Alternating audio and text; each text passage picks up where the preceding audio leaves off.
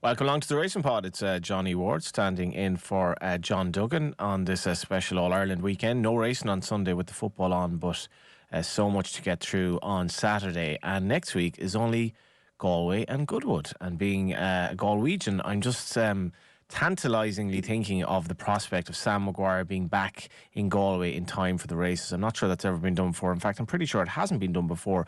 Today on the show, we're going to be joined very shortly by Thom Malone, and we're delighted to be able to bring you this show every Friday, which includes analysis, race previews, tips, stories, interviews, and a bit of crack as well. The first half of the pod each week will be free to air. The second part is exclusively for members. So be sure to sign up by going to offtheball.com/join. You won't want to miss out on all the info. So I'm going to start with a little teaser for you, Thom Malone, and you have to get this right. You only have one go. Name the horse Okay. who had a sequence of results which entailed 8th of 19, 8-1. 12th of 23, beaten 16 lengths, 10-1. 8th of 11, beaten 16 lengths, 11-1. 2nd of 7, beaten a length and a half at 4-1. Given the week that's in it, I'm going to guess it might have been Istabraq's flat career. That was the start of his career. So if you rocked up to Doncaster, Kempton, Chester or Newmarket in the middle of the 90s, or if you went to Salisbury for what was probably a run-of-the-mill maiden over 1.6 miles on the 17th of August, the 17th of August, my mind being elevated, to borrow Paddy Riley's phrase about the Galway races. But if you rocked up at the 17th of August in Salisbury, 1.6 miles, Willie Carson rides the saddler as well as horse, who's rated 68. Or if you turned up at Punchestown on the 16th of November, 1996, this horse off the flat, who's rated in the low 80s, makes his debut for Aidan O'Brien, 6-4, beaten ahead by Noble Tyne under Charlie Swan. This horse won 25 races. Oh, what a horse. Yeah, I think I deserve more credit for getting that off the top of my I'll head, give you but, that actually. It was. I think most would have missed out, to be honest. Yeah, what a horse. Yeah, John Gosden had him, did he, on the flat? He did.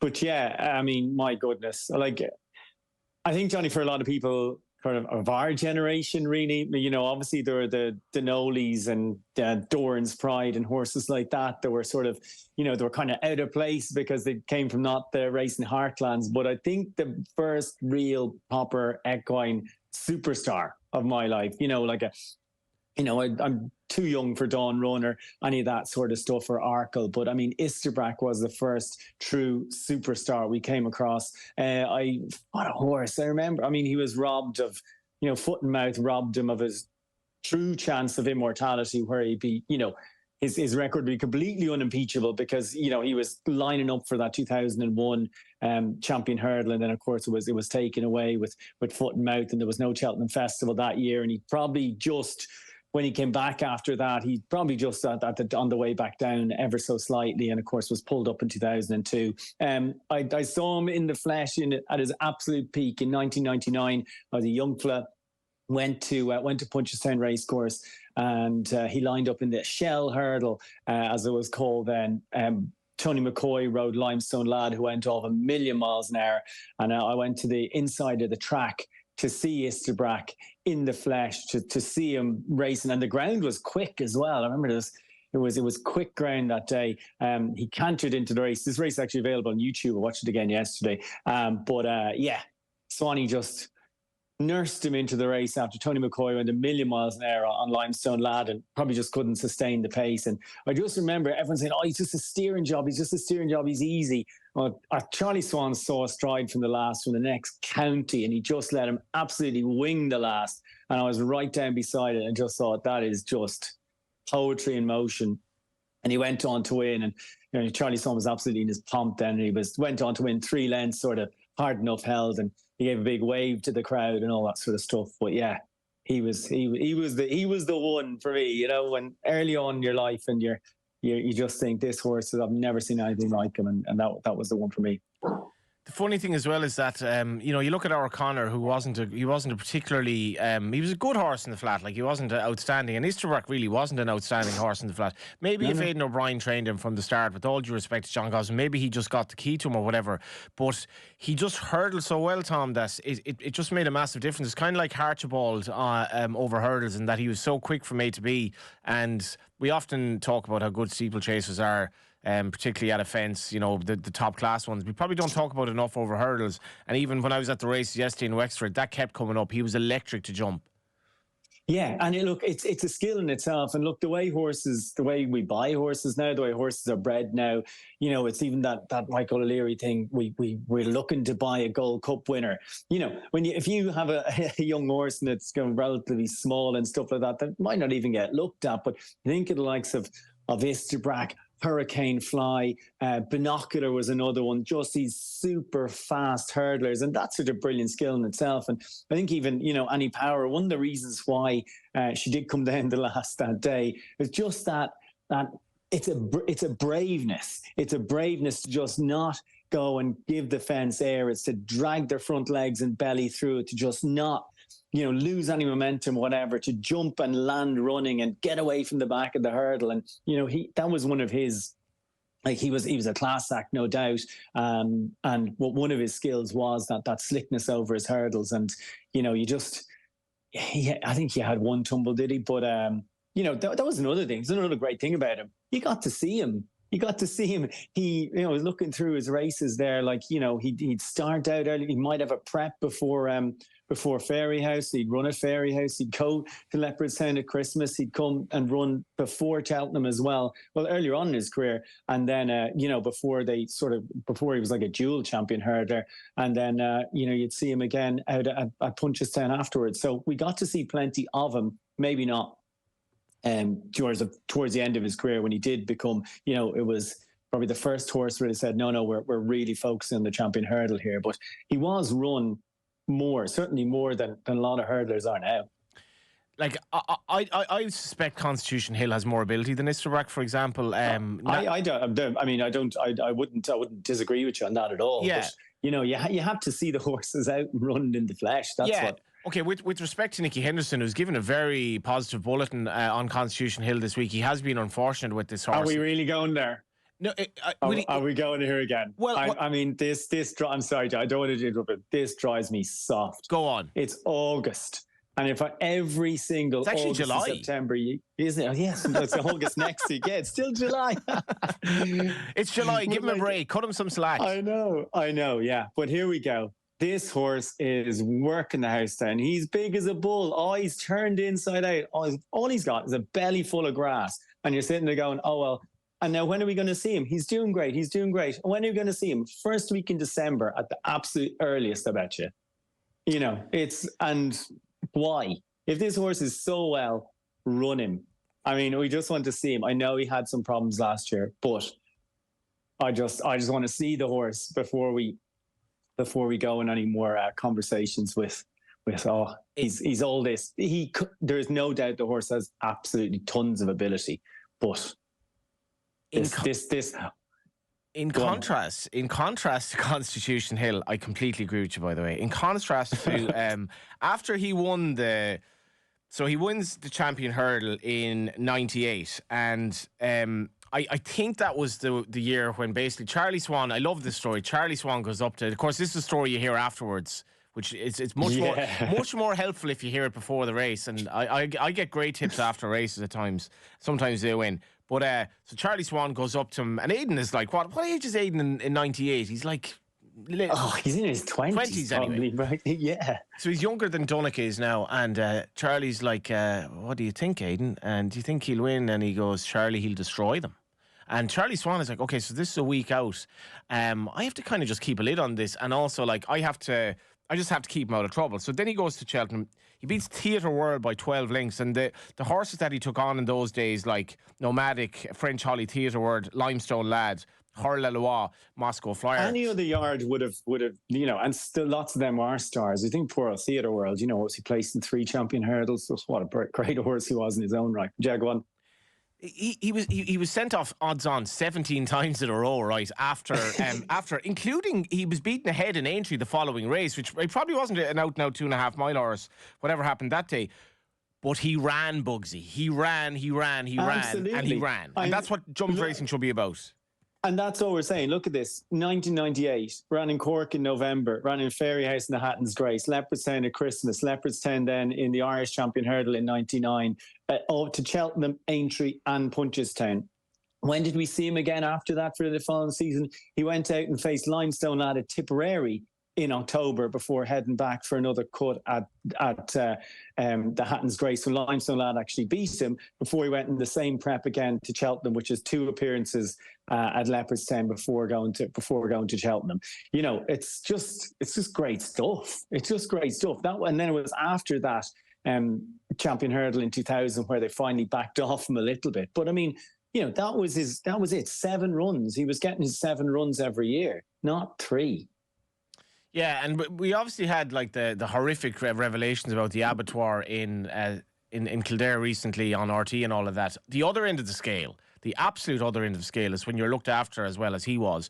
He was 32 years old, which is very, very old for a horse. And he only had his birthday lately. He had a lavish kind of a Dare Manor type celebration. Yeah. You were very lucky if you got an invite or not. He was obviously adored by all and sundry, and it almost felt like a celebration yesterday because we've lost in recent times. Archibald was probably my favourite national hunt horse, or certainly well up there. We've lost. Obviously, we've lost Istabraq now on top of that, and we lost Hardy Eustace recently as well. So we lost these. For Salmon, wasn't he too? Yeah, there's a couple then in the Irish National Stud. There were sort of similar vintage that have all kind of passed away in the last sort of year and a half or so. And I know he was very good, but and I know I'm being a bit soppy here, but he gave people an awful lot of enjoyment long after he was racing. Yeah, and it's magic. You know what I mean? He's retired in like the early 2000s, and here we are 22 years later, and he's still absolutely magic. And it's a thing about racehorses, and it's a very hot topic as well. We do need significant aftercare for racehorses. He led the retirement he earned. There's no doubt about that. And wasn't it brilliant for everyone to be able to come and see him afterwards? And I mean, you nearly feel bad for all the other brilliant horses that Jake McManus has, and lots of his big horses do go down to Martinstown for the summer to be, to go eat some grass and relax. But I mean, what a retirement to just have that life. Yes, he's deserved it, and it's just brilliant that so many people have shared. I mean, you talk about his birthday party there. It was like a Limerick social event, wasn't it? I think unless he had 3 or 4 All-Ireland hurling medals, you weren't getting an invite, like a couple of Ireland caps maybe. But yeah, it was absolutely brilliant. Jake McManus and Aidan O'Brien clearly hold, this horse in the highest regard. And I think, to be fair, the only time I've really heard Aidan pin my favourite horse or my best horse on anyone he's had is probably Istabraq. I saw actually just on the beauty of horses. I saw I think it was Gavin Bruder during the week. It was Gavin or Garrod, one of the Bruder brothers. And he had a little Snapchat up of, it must have been his son, who was like literally weeks old in his little seat on the ground, and a horse like going up. The horse's head looks about 3 or 4 times the size of the baby. The horse's head alone, and the horse is just going up, like cradling the baby, like touching his face in the most beautiful manner. And you're like, the power that horses have, and they know, they know the beauty of youth, and they know what it's like to, I guess that interaction is just the beauty of horses, and in retirement they can be that beautiful beast as well that you just get so much joy from being around. They relax a lot more as well. People would always see, racehorses when they're in the peak of their powers and their peak fitness. Yeah, they can be difficult to handle. But like, I have 2 retired racehorses here at home, both at very different stages in their life. One was my partner's dad's horse. He was 5th in an Irish national years and years ago. Dante's Reef is his name. He's 28 now. He's out there in the field living the life of Riley, getting fed every day. We're doing our best. He probably doesn't have too long left, but he's a great old kind of character to have around the place. And then we've got Songline out in the field as well, who is 5. Look, racing just wasn't for him, and I'll be using him for bit of show jumping, maybe a little bit of trail hunting and stuff like that over the course of the next few years. And, my son will ride him as well. So he's going to have another life here in a very different way. Dante's never been ridden since he retired, whatever it was, 13, 14 years ago.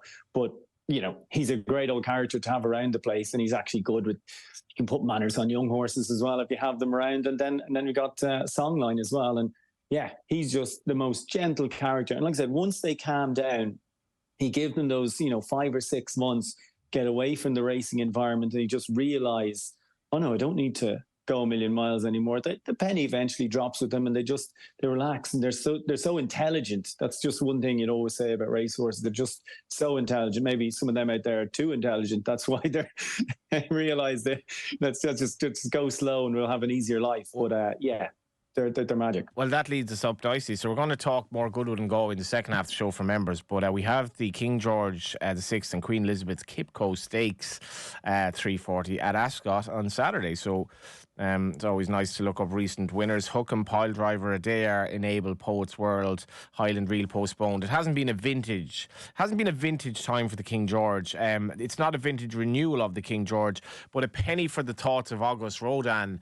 Bugsy, who has actually developed into a pretty solid type of horse now. I backed him at Ascot on the basis that I thought he was sort of maybe becoming a bit more reliable. I liked his run at the Curragh. And you imagine he should be able to back that up in the King George. Now, he bombed out in the race behind Hookham last year, beating 127 lengths. And if you do want to take him on, you have a very nice each-way angle in the race. Blue Stocking, who beat Emily Upjohn at the Curragh, looks like she'll be appreciating stepping back up in trick. Again, Sunway, who was touched off by Los Angeles in the Irish Derby, French Raider, who adds plenty of kind of sparkle to it. And obviously the very progressive Rebels Romance as well, who's now gone up to a rating of 123, which in theory would render him actually a bet against August Rodan. And we have Luxembourg, Middle Earth, Hans Anderson, Goliath, and Do By Honour in the field as well. It is a very, very it's not a vintage renewal, but it's. I think you've been a bit harsh there. I think you've been a bit harsh. Yeah, I mean, Rebels Romance. He's a Breeders' Cup winner. Blue Stocking is very impressive last time out. Sunway looks progressive. I mean, Luxembourg's still a very good horse. He was nice, Irish Champion Stakes winner, Royal Ascot winner last time out. August Rodin's a 6-time Group 1 winner. I think we're in for a decent renewal. We're not like at an able rocking up at 4 to 9 to cant around at our leisure situation. We've got a good race. I think we have a good race here, to be fair. The King George is probably, I think it's just ended up kind of the way horses are campaigned now, where you have the focus on Royal Ascot and the classics early in the summer, and then you have, the massive autumn program where all the real money is up for grabs. You know what I mean? Your Champion Stakes arc, and then you head around the world. August Rodin's going to go to a Japan Cup, and you got racing in America and the like. So yeah, it's probably just in a slightly tricky place in the calendar, and it's obviously too close to Goodwood as well. So I'd say it's a timing issue that's really hurt the King George, and that's what they probably just need to have a little look at that and where it kind of fits into the summer program. But yeah, August Rodin, would you be backing him at 6-4? Could you trust him? I feel the price is probably about right, considering like this is a better race than Royal Ascot. Yeah, no, it's fair. I think Rebels Romance looks nice and progressive. Big fan of Blue Stocking as well. And yeah, I think you're dead right. On the each way angle, I just don't wonder what way Luxembourg is going to be. It's going to be ridden. Like Hans Anderson will obviously be sacrificed for the cause of an even pace, and then it's just whether Luxembourg and August Rodin, if they truly go head to head, I feel like Luxembourg could potentially give him a race, but August Rodin's a worthy favourite. And then it's just whether I think obviously Rebels Romance has that really nice American form, but that is from a while ago now, and he is 6, and a lot of his form is coming in Maidan and stuff like that. So it can be true, like the form of the races he's run in the UK doesn't really warrant him being a 7-2 shot, but obviously his international form is much stronger. Look, I think Luxembourg is the potential fly in the ointment, and I think he's probably a slightly more consistent horse maybe than August Rodin. And so 9-1 with William Hill, I might take a chance on him. But I'm a fan of August Rodin, and I'd like to see him put a few consistent runs together because look, he has had 2 consistent runs now. His run of the Curragh was decent. The White Birch beat him fair and square, you'd have to say. Yeah, he's a worthy favourite, but I think if anyone can upset him, it might even be Luxembourg. Is that your selection for the first half of the show, or have you anything else? No, my selection of the first half of the show is the full sibling to Gaiath running at Gowran Park on Saturday in that Marble City Stakes at 3:25. Durati, who was a really nice winner at Leopardstown You're last kidding time me. I swear to God, that's also my nap for the first half of the show. No We picked, really liked this horse. I backed him first time at Gowran, just on his pedigree. Second, it is what it is, but the form's worked out well at Leopardstown. Love it, son. Love it. Yeah, no. So Durati just jumped. Look, it's a typical 3 Galway card where you have to try and find something. But yeah, just the star of the show looks like Durati. On the second half of the show, we're going to talk Goodwood, more Saturday's racing, and also glorious Galway as well. And this is the Racing Pod and Off the Ball. If you're listening to the free version of the podcast, we're leaving you here. But if you're looking for more, including our analysis of additional races in England this weekend, go to offtheball.com/join to subscribe. Get the full podcast every Friday with all our racing tips, insights, and stories from this week's action.